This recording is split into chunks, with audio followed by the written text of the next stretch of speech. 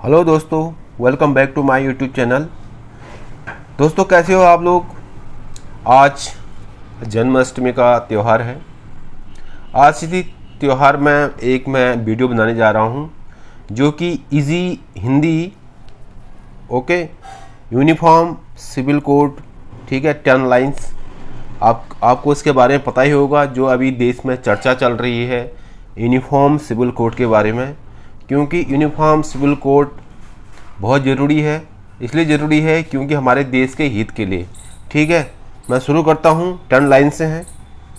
देश को एक साथ लाने की राह में समान नागरिक संहिता एक बड़ा और महत्वपूर्ण कदम है। ठीक है, देश को एकजुट करने के लिए एक अच्छा कदम है, क्योंकि एक देश एकजुट हो जाएगा और सबके लिए एक सा कानून लागू होगा। ठीक है, समान नागरिक संहिता कारण नागरिकों को स्वतंत्रता पर कोई प्रभाव नहीं पड़ेगा। ठीक है, पूरे देश के जो नागरिक हैं, सभी लोग हैं, उनके नागरिकों की स्वतंत्रता पर कोई प्रभाव नहीं पड़ेगा। ठीक है,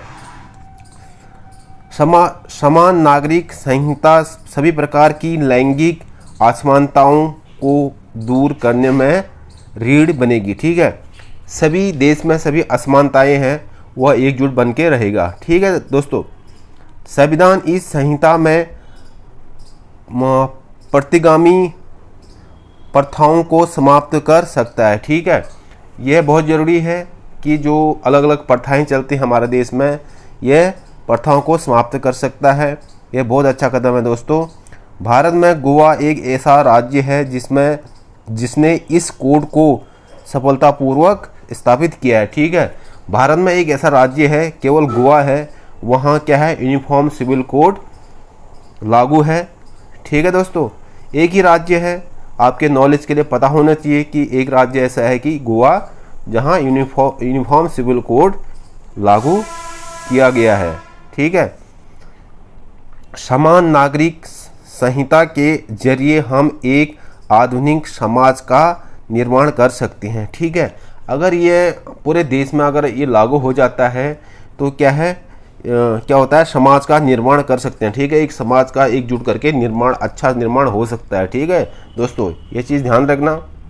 नेक्स्ट, यह कोड सभी समुदायों के सर्वोत्तम हित में कार्य करेगा। ठीक है, ये सभी जो हमारे देश में सभी धर्म हैं, सभी समुदाय हैं, जो उनके लिए सर्वोत्तम हित में कार्य करेगा। ठीक है, प्रख्यात न्यायविदों के सर्वोत्तम हित में एक निकाय इस संहिता को बनाए रख सकता है। ठीक है दोस्तों, यह चीज़ ध्यान देना।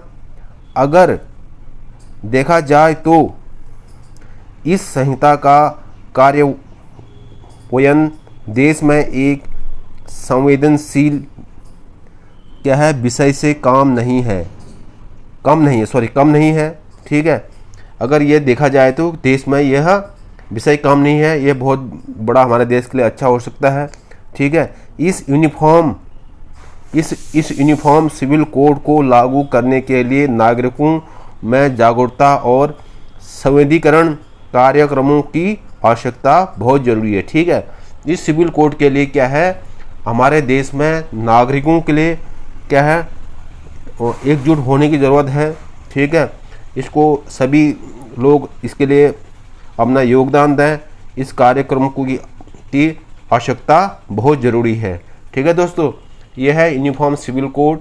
मैं आप लोगों को केवल 10 लाइन्स के बारे में बताया हूँ। इसके बारे में आप डिटेल से पढ़ सकते हैं। ठीक है दोस्तों, वीडियो को अच्छी लगी ज़रूर कमेंट करके बताना कि इसमें क्या बदलाव होना चाहिए।